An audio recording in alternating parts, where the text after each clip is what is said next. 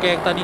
Oke, kita bakalan masuk langsung ke game pertamanya. Gue pengen lanjutin sedikit Aztec FF Minggu Bersatu, dimana kalian apapun tim yang kalian favoritin ya kan, tapi sekarang udah ada 3 tim yang lagi ngewakil Indonesia, 2 bermain hari ini, dan mari kita sama-sama dukung tim dari Indonesia yang bermain di play-in, yaitu RRQ Hades dan juga Onyx Olympus. Menarik sekali karena kalau kita lihat arah pesawatnya sendiri juga membagi mapnya dengan nggak begitu rata, tapi Onyx di sini RRQ udah turun di observatory, di tempat yang biasanya dipakai sama EVOS untuk turun di Indo ya kan, dan di sini juga mungkin Onyx bakal nyasar ke Cape Town, ke tempat ininya mereka ya, atau enggak? Karena lu lihat ternyata Onyx sendiri nunggu banget di ujung pesawat, dan kalau kita lihat dari RRQ sendiri, ini membuktikan bahwa RRQ adalah tim yang memiliki adaptasi cukup tinggi. Mereka memiliki daya analisa yang cukup bagus, di mana mereka tahu ketika EVOS nggak ada, apakah dari ke-12 tim yang bakal bermain di daerah map pertama ini bakal turun ke observatory atau enggak. Ternyata enggak, dan seperti yang gue bilang, Kapten Legalot benar-benar memikirkan hal ini dengan matang, dan nilai plus di early gamenya adalah perbedaan map yang cukup jauh antara Onyx dan juga RRQ, memungkinkan mereka untuk tidak ketemu di awal, fight di early game. Ya, bener banget, dan itu mungkin salah satu hal yang akhirnya dipakai sama Legalot, memutuskan mungkin oke, arah pesawat kayak gini biasanya Onyx itu bakal enak untuk turun di Cape Town. Betul. Jadi dia coba untuk turun di observatory, dan kita lihat di sini udah ada pertempuran di awal di mana V Gaming harus kehilangan 1 membernya dengan begitu cepat dari tim dari Taiwan ya. Iya, dan 1 orang di sini yaitu dari seorang ETA udah berhasil langsung di secure killnya aja, atau mungkin dijadikan sandra oleh tim VGM untuk membuat pergerakan dari LGDS sendiri terdistraksi antara harus menyelamatkan atau harus dipukul mundur, karena ini bakal menjadi 1 tukar 1 tentunya. Iya, tapi kalau misalnya kita lihat dari pergerakan LGDS sendiri, sepertinya mereka udah mempasrahkan temennya yang ada di depan, gak akan ditolong. Ini kalau menurut gua satu hal yang cukup oke, dalam artian inilah adalah ronde pertama, dan gua rasa lu gak pengen ngambil satu keputusan yang beresiko yang bisa menghasilkan poin yang buruk untuk tim lo. Jadi oke, kita bakal coba untuk main bertiga, kita bakal coba mungkin ngelihat situasi apa jadinya kalau misalkan kita sisa bertiga sampai ke late game nanti, apalagi masih ada sisa 5 ronde yang bakalan berjalan. Tapi kalau dari tim Vian sendiri, sepertinya ada satu lagi yang kita bisa lihat tadi di map datang ke arah yang sama dengan mereka, dan ini adalah EXP Esport tadi maksudnya. EXP Esport dari Thailand, yang dimana mereka ternyata udah melakukan looting di daerah Bima Sakti, tapi nggak memiliki cukup resource. Artinya walaupun 3 lawan 4 di sini, tim VGM kalau misalkan mereka bisa memanfaatkan situasi dengan cukup baik, gua rasa EXP Esport sendiri bisa kewalahan.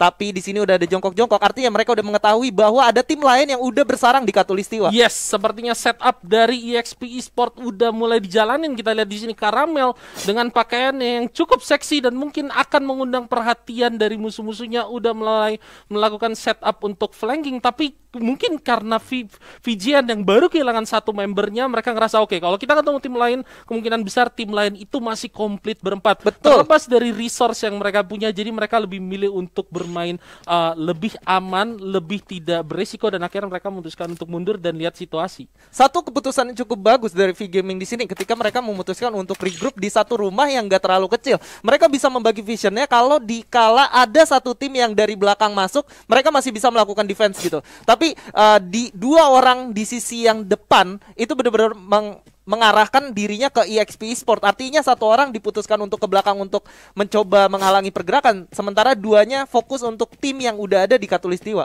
Yes, tapi kalau misalkan kita lihat dari zonanya sendiri, sepertinya tidak menguntungkan oleh tim VGN, dan seperti yang lu bilang, mereka defense di dalam rumah kecil langsung ngebagi vision karena mereka berpikir dari belakang kemungkinan bakal ada tim lain, dan tim itu adalah RRQ yang baru dari observatory dengan rotasi ke arah graveyard dan bakal masuk ke Katulistiwa. Yes, bener banget. Kalau kita ngelihat dari pergerakan RRQ sendiri, gua rasa RRQ bakal bermain cukup fleksibel ketika mereka memutuskan ternyata untuk melakukan menggunakan satu launchpad yang ada di daerah Bullseye gitu. Karena ini membuktikan kalau mereka ternyata memiliki gameplay yang cukup aktif. Mereka siap untuk melakukan rotasi yang cukup serumit. Gimana kita udah ngeliat mereka tadi udah dari Graveyard, mereka bersarang dari Observatory, dan sekarang udah di Bullseye. Artinya mereka sama sekali nggak ada kepikiran untuk takut ketemu musuh di early game. Iya, dengan kata lain kayak seolah-olah mereka emang sengaja untuk nyisir pinggiran. Betul. Berharap untuk clash awal dengan musuh, karena menurut gua di ronde awal kayak banyak hal yang masih bisa lo coba, apalagi kalau misalkan lo adalah tim yang punya tingkat percaya diri yang tinggi. Betul. Dengan RRQ mungkin RRQ juga mereka cukup pede dengan early game mereka, dengan kontes mereka, jadi mendingan mereka cari poin di awal, manfaatkan hal itu, apalagi ini masih ronde pertama dan sepertinya pencarian RRQ akan mulai membuahkan hasil karena kita bakal ketemu tim LGDS di Shipyard yang ada kemungkinan RRQ juga ke arah sana, dan tim atau mungkin mereka bakal main ke launchpad aja. Iya, apakah kita lihat mereka bakal bermain agresif langsung nyamperin ke arah musuhnya, atau mereka bakal bermain hanya menyisir aja? Tapi kalau kita ngeliat pergerakan dari Legalot sendiri, mereka mau coba melihat apakah ada musuh di daerah Shipyard atau enggak. Dan ini membuktikan bahwa ternyata memang RRQ memutuskan di early game pertama ini mereka bakal bermain lebih agresif dari biasanya. Karena di sini RRQ Okaner sendiri udah langsung ditembakin begitu aja, hampir terkena knockdown. Bener, dan udah kita lihat gimana dari LGDS sendiri udah ngerespon ya pergerakan dari RRQ ini sendiri. Tapi lu lihat Legalot di sini, knockdown, terlalu berbahaya posisi Legalot kalau menurut gua, dan dia susah akhirnya untuk di cover sama teman-temannya, dan dia bakal dikenok dan mungkin bakal dian. Tapi ini bisa jadi satu kesempatan mungkin bagi para pemain RRQ yang lain coba untuk manfaatin ini, atau kayak Pac-Man di sini coba untuk nge-cover Legalot, sementara dua pemain RRQ yang lain mungkin coba untuk ngedistract pemain LGDS yang tersisa supaya kemungkinan bagi Legalot untuk di revive berhasil. Dan yes, Legalot di sini udah di revive, dan sekarang RRQ udah komplit, mereka udah tahu ada para pemain LGDS di Shipyard, dan gua rasa ini bakal jadi satu kesempatan bagi RRQ untuk ngumpulin poin. Tapi kita lihat bagaimana setup yang bakal dilakukan oleh pemain RRQ, karena kalau lu lihat perhatiin sendiri dari pemain LGDS, mereka juga harus mulai berpikir keras karena zona juga udah mulai jalan ke arah mereka. Yes, sementara advantage yang dimiliki oleh RRQ sendiri adalah mereka lengkap 4 orang, sementara LGDS hanya tersisa 3 orang. Dan kalau kita lihat 3 orang dari RRQ udah coba mulai merapat, dan dari Okaner sendiri mereka masih cukup jauh, jadi bisa melakukan satu flex yang gak bisa diduga oleh tim LGDS. Tapi kita lihat di sini Pac-Man sepertinya coba untuk cari kesempatan untuk ngebokong lawannya, sekalipun dia harus terkena zona. Zona awal masih belum terlalu sakit, jadi mungkin masih bisa dipakai kesempatan tersebut bagi para pemain RRQ untuk melakukan flanking dari belakang. Tapi kalau lihat gimana LGDS, tapi satu orang udah berhasil di knockdown, dan sepertinya ini bakal jadi rush bagi para pemain RRQ untuk maju ke depan karena satu orang udah di knockdown. Mereka bakal manfaatin momentum ini seharusnya untuk maju dan coba ngajar para pemain LGDS yang lain. Kita lihat di sini Chanzu ya kan udah mulai bergerak, udah mulai coba nge-secure posisi dari LGDS yang kenok tadi, dan bakal di-kill begitu aja.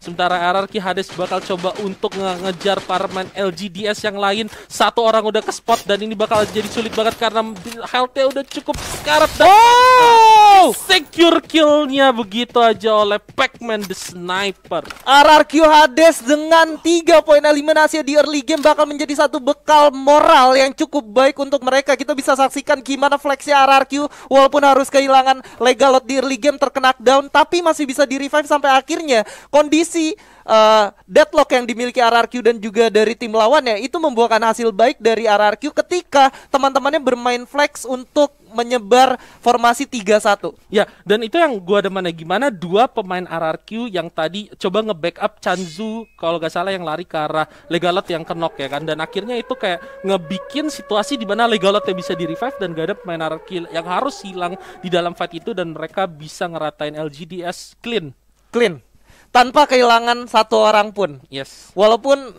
harus membuang resource untuk melakukan reviving terhadap Legalot, tapi gue rasa 3 poin eliminasi di early game zona pertama. Dan kalau kita ngelihat dari segi map awareness ya, di sekitar RRQ itu udah nggak ada tim lagi. Artinya mereka dari utara dari utara Bermuda, mereka bisa masuk ke dalam zona tanpa harus takut bertemu dengan tim lain. Ya, dan itu bisa jadi satu advantage tersendiri. Tapi kalau misalnya kita perhatiin, ini ada di satu sisi map lain, di tempat ada tim Onyx juga, dan sepertinya di sini crowd banget, penuh banget di dalam zonanya dengan tim-tim yang ada, tim-tim yang lain, 10 tim yang bermain di dalam ronde pertama FFCS fase play-in sini. Sepertinya mereka udah memutuskan untuk masuk ke dalam zona semua, dan dengan pergerakan yang padat seperti ini bakal jadi berdarah-berdarah banget kalau misalkan lu udah mulai jalan di zona 3, zona 4, karena Betul. lu bakal dempet-dempetan dan lu bakal kejar-kejaran sama zona sambil masuk ke dalam zona aman berikutnya. Ya, yang harus jadi patokan untuk Onyx di sini adalah bagaimana ada Legalot di jump shot, terkedap down satu orang lagi Bang Abi. Ini adalah VN Gaming yang tadi udah clash dengan LGDS di awal. Yes. Ya, mereka udah sama-sama kehilangan satu member, dan ternyata RRQ Hades sepertinya nggak cukup dengan 3 orang yang mereka eliminasi. Mereka sepertinya haus. Ini kalau dari pengalaman ya, dari apa yang biasa gue lihat, ini bakal terus berlanjut sih di ronde pertama nih. Biasanya tim-tim yang haus darah, eksekusinya clean, mereka bakal ngelanjutin tren ini sampai ke zona akhir. Tapi kita lihat apakah RRQ bakal ngelakuin hal itu. Ditambah lagi kalau misalnya RRQ berhasil ngelakuin hal ini di dalam turnamen, gua rasa ada satu boosting mentalitas, dan itu bakal berguna banget, apalagi kalau misalkan mereka bisa pertahanin hal itu sampai ke 5 ronde selanjutnya. Betul sekali. Dimana kalau kita ngeliat sendiri RRQ dengan kapten terkuat di muka bumi ada Legalot ya. Lu bisa bayangin gimana Legalot mengadaptasi gameplay yang dimiliki oleh EVOS dengan begitu cepatnya. Mereka latihan hanya beberapa minggu dari FFIM sebelumnya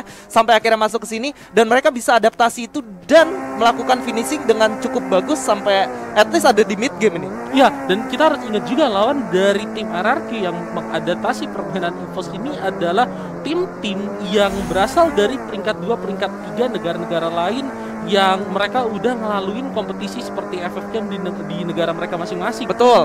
Oh my god. Mobilnya dia bawa ke atas rumah aja langsung.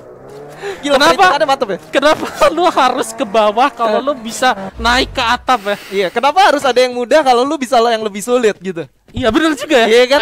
RRQ Logic. RRQ Logic. Dan RRQ Hades. so far RRQ HD sendiri perwakilan dari Indonesia udah berhasil mendapatkan 2 poin eliminasi masing-masing dari Pacman dan Legalot. Artinya mereka udah memiliki 4 poin eliminasi, dan mereka udah masuk di zona selanjutnya, memiliki bekal yang cukup. Artinya setidaknya di game 1 ini RRQ udah memiliki satu bekal yang cukup aman dibandingkan dengan Onyx yang belum mendapatkan kill sama sekali, dan mereka ada di luar zona dan cukup jauh untuk masuk ke zona lainnya. Tapi oke, kita berbicara tentang Onyx seperti yang lo udah mention, belum ada kill, tapi sepertinya tim yang lain, sepertinya cuma ada satu tim yang punya tempo panas kayaknya di ronde pertama ini. Tim yang lain tuh kalau kita lihat sampai sekarang mereka bermain dengan tempo yang lebih slow, lebih adem. Mungkin coba untuk menghindari early fight. Bahkan tadi ketika ada 2 tim yang bertarung di awal, LGDS dan VGN, ketika mereka udah kehilangan satu member mereka memutuskan untuk narik.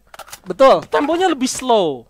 Apakah mungkin karena mereka RRQ bakal ketemu EXP? Kenapa enggak? Karena dari tadi apa sepertinya mereka mencoba untuk mencari kill ya. Kita lihat Pacman di sini di belakang ya kan, Pacman the Sniper udah mulai ngeker-ngeker dengan panci mungkin. Panci sekarang ada kita O'Connor harus di depan. O'Connor udah ke knockdown, Legalot bakalan seharusnya, dan 2 orang di knockdown. Sepertinya ini bakal jadi disaster untuk RRQ. 3 orang tersisa Legalot. Apakah Legalot bisa bermain clutch play yang bagus? Revive bakal dijalanin, gak sempat.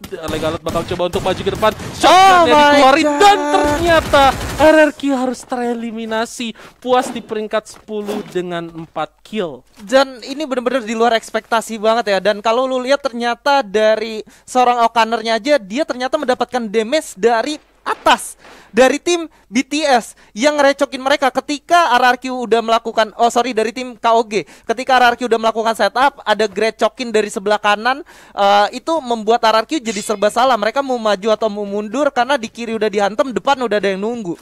Ya, dan itu akhirnya apalagi posisi RRQ tadi cukup open ya. Betul. Ya, dan ini cukup menyulitkan dalam artian yang direcokin itu RRQ, bisa dibilang kayak gitu. Kalau misalkan tadi yang direcokin mungkin tim lawannya yaitu EXP, mungkin bakal beda ceritanya. Tapi situasinya juga kurang menguntungkan, dan KOG sendiri yang tadi udah ngelihat ada pertempuran di bawah, mereka pasti udah nge-spot ada EXP Sport juga di situ, dan ini bakal jadi perang yang nggak bisa terhentikan antara EXP dan juga TG. Kita lihat gimana para main EXP yang tadi udah berhasil dapetin 3 kill. Bakal coba untuk perang dengan tim PG, tapi sepertinya yang ada di atas memutuskan untuk mundur. Satu granat masak yang cukup baik dari tim EXP. 2 orang berlindung di balik blue wall, dan ini bakal jadi pertempuran blue wall padat yang cukup mantap. Tapi kenapa gak di-spray langsung begitu aja?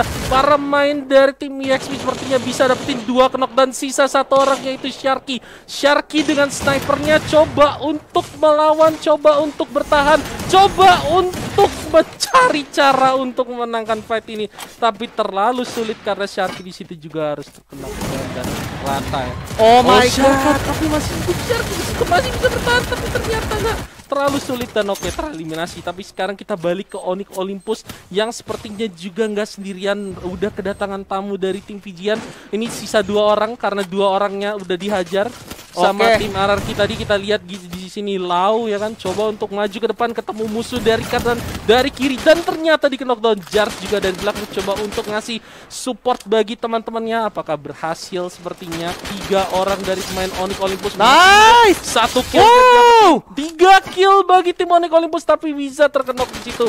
Bagus banget pertahanan dari tim pemain Onyx Olympus untuk bisa menangin fight barusan. Yes, benar banget, karena kalau kita lihat walaupun kehilangan Lau, tapi at least mereka udah berhasil mendapatkan satu kompon yang cukup aman untuk bertahan di zona keempat. Dan ternyata zona terakhirnya berpihak ke arah mereka. Ini tinggal gimana caranya mereka membagi vision antara atas dan juga bawah. Olympus udah masuk 5 besar dengan 14 orang yang tersisa. Tinggal KOG yang masih lengkap di atas mereka. Wah, ini kalau sampai di spam granat bakal bahaya banget sih. Bakal bahaya banget. Dan sekarang Olympus sudah masuk ke 4 besar, tapi kita lihat di sini tim KOG-nya sendiri udah mulai coba untuk masuk ke zona. Dan di luar zona di sini masih ada Burst the Sky yang berhadapan dengan EXP Gaming. Mereka bakal lari-larian ke dalam 10 detik.